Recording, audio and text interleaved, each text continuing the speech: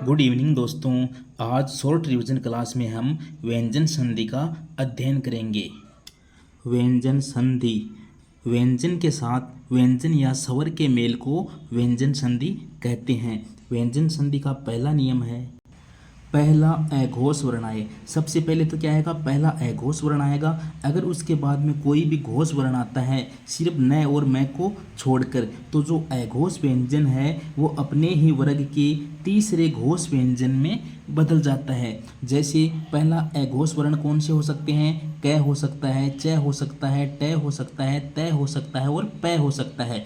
ये अपने ही वर्ग के तीसरे व्यंजन में बदल जाएंगे। यानी क तो ग में बदल जाएगा, च ज में बदल जाएगा, ट है वो ड में बदल जाएगा, त है वो द में बदल जाएगा, प है वो ब में बदल जाता है। जैसे देखो वाक प्लस ईस, क आया है यानी पहला अघोष वर्ण है, आगे स्वर है। स्वर सारे ही घोष वर्ण होते हैं, यानी कोई भी पहले अघोष वर्ण के साथ कोई भी घोष वर्ण आए तो वो अपने का तीसरे में बदल जाता है।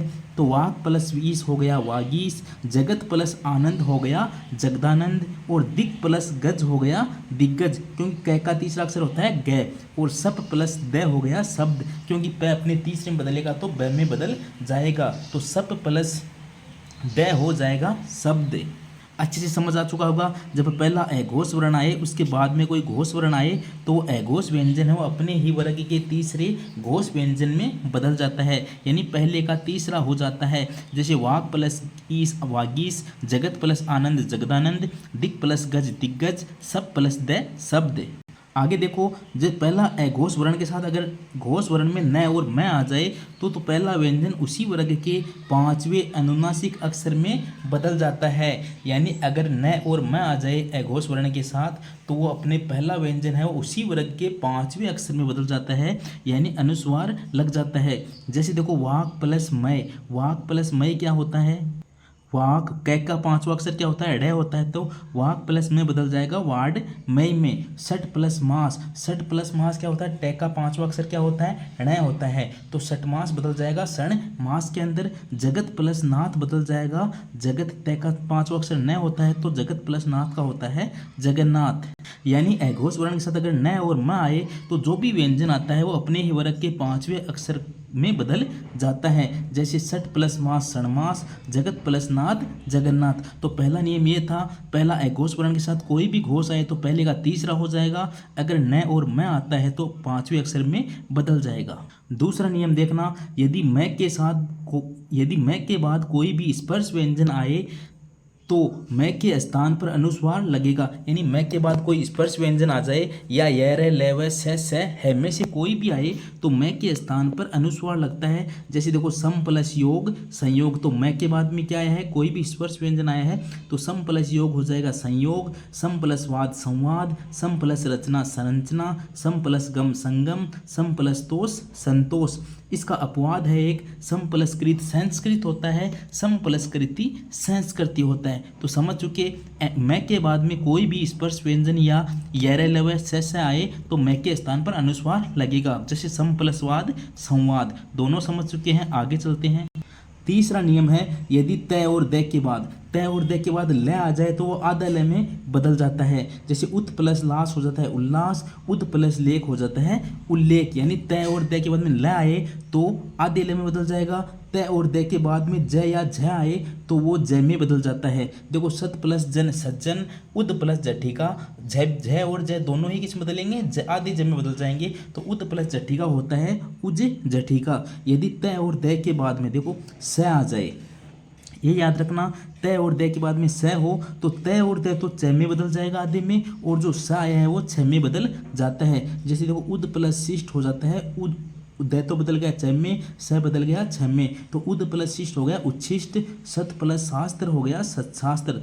आगे देखो, यदि तय और द के बाद में च और छ आ जाए तो तय और द का च हो जाता है। जैसे उद प्लस चारण उच्चारण, सत प्लस चरित्र सचरित्र। और तय और द के बाद में यदि है हो, ये भी अच्छा है, तय और द के बाद में यदि है तो तय और द के स्थान पर तो आधा द आ जाएगा और है के स्थान पर ध आ जाता है। देखो तद प्लस हित हो जाता है तद्धित, उद प्लस हार हो जाता है उद्धार। यानी तय और दे के बाद में है हो तो तय और दे के स्थान पर आधा दे आ जाएगा और है के स्थान पर धय आ जाता है। तो तद प्लस हित हो जाएगा तदित, उद प्लस हार हो जाएगा उद्धार। तो तय और दय वाले नियम समझ में आ चुके होंगे। तय दे के बाद ला है तो आधा ले में, तय दे के बाद जय और झा है तो आधा जय में, और स आ जाए तो तय और दय तो च में बदल जाएगा और स छ में बदल जाएगा, और च छ ही आ जाए तो दय का च हो जाता है। और तय दे के बाद है आए तो तय और दय तो दय में बदल जाएगा आधे में, और है वो धय में बदल जाता है। चौथा नियम देखना, जब स्वर के साथ छ आ जाए तो छ के स्थान पर च का अपने आप आगमन हो जाता है। जैसे अनु प्लस छेद अनुच्छेद हो जाता है, परि प्लस छेद परिच्छेद हो जाता है। यानी छ आ जाए जब स्वर के बाद में तो च का आगमन हो जाता है। आगे चलते हैं।